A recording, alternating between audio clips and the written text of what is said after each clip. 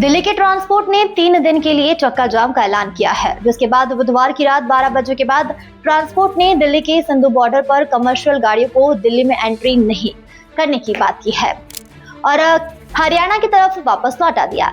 हालांकि बाद में पुलिस ने मोर्चा संभाला और रास्ता खुलवाया। अब संजय गांधी ट्रांसपोर्ट नगर के पास ट्रांसपोर्टर विरोध कर रहे हैं। दिल्ली के ट्रांसपोर्टर 3 दिन के चक्का जाम के ऐलान के बाद बुधवार की रात सिंधु बॉर्डर पर एकजुट हुए और कमर्शियल गाड़ियों को रोक दिया गया, जिसके बाद लंबा जाम लग गया। हालांकि ट्रांसपोर्टर सिर्फ मालवाहक गाड़ियों को ही रोक रहे हैं, जिनका कहना था कि 21, 22 और 23 मई को दिल्ली में ट्रक टेम्पो को एंट्री नहीं देने देंगे। चक्का जाम का ऐलान सांकेतिक तौर पर किया गया था। जब दिल्ली पुलिस को सिंधु बॉर्डर जाम करने की सूचना मिली तो पुलिस टीम ने मौके पर पहुंचकर ट्रांसपोर्टर को मौके से हटाया। सुबह सिंधु बॉर्डर पर वाहनों की आवाजाही पूरी तरीके से सामान्य रही और कमर्शियल व्हीकल आराम से दिल्ली से एंट्री करते हुए दिखाई दिए। दूसरी तरफ चक्का जाम का ऐलान करने वाले ट्रांसपोर्टर दिल्ली के संजय गांधी ट्रांसपोर्ट नगर में विरोध करते हुए दिखाई दिए और सड़क पर उतरे। हालांकि यहाँ भी आवाजाही किसी तरीके से बंद ना हो, इसके लिए पहले से ही पुलिस ने मोर्चा संभाल रखा था। दिल्ली के कुछ ट्रांसपोर्ट्स ने चक्का जाम का ऐलान सरकार की नीतियों से नाराज होकर किया है, जिनका यह कहना है कि सरकार नवंबर से BS4 वाहनों की दिल्ली में एंट्री बंद कर रही है। ऐसे में जिन ट्रांसपोर्ट्स के पास वर्ष 2019-20 मॉडल की BS4 वाहन है वो कहां जाएंगे।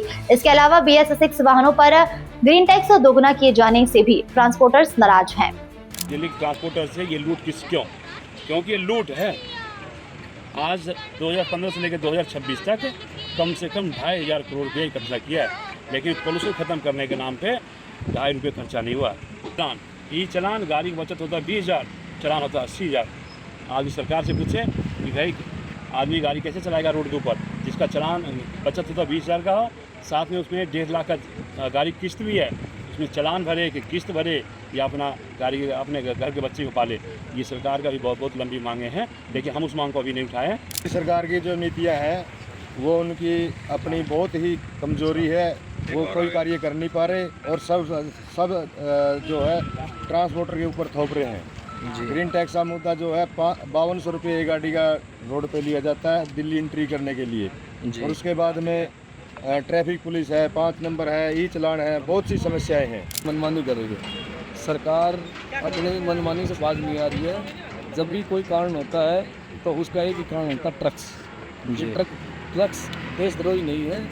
इन्होंने कोरोना काल में भी जनता की सेवा की है। पूरे भारत में इन ट्रकों ने पूरे देश की आवाजाही में अहम योगदान दिया है और ये देश की GDP में भी अपना दूसरा स्थान रखते हैं, लेकिन गवर्नमेंट का कोई ध्यान नहीं रख रही। जब चाहे जब इनके ऊपर कानून लगा देती है। ये गवर्नमेंट चाहती है कि परिवहन से सबसे जल्दी पैसा आ सकता है और कोई कारण नहीं तो जल्दी पैसा आने। सर आप इसी के विरोध में 3 दिन तक कमर्शियल व्हीकल दिल्ली में नहीं आने देंगे। हालांकि ऐसी स्थिति में खाद्य पदार्थों की दिक्कतें हो सकती है, इसलिए सरकार ने जरूरी कदम उठाए हैं और पुलिस को दिल्ली के बॉर्डर पर तैनात किया है ताकि वाहनों की आवाजाही प्रभावित न हो।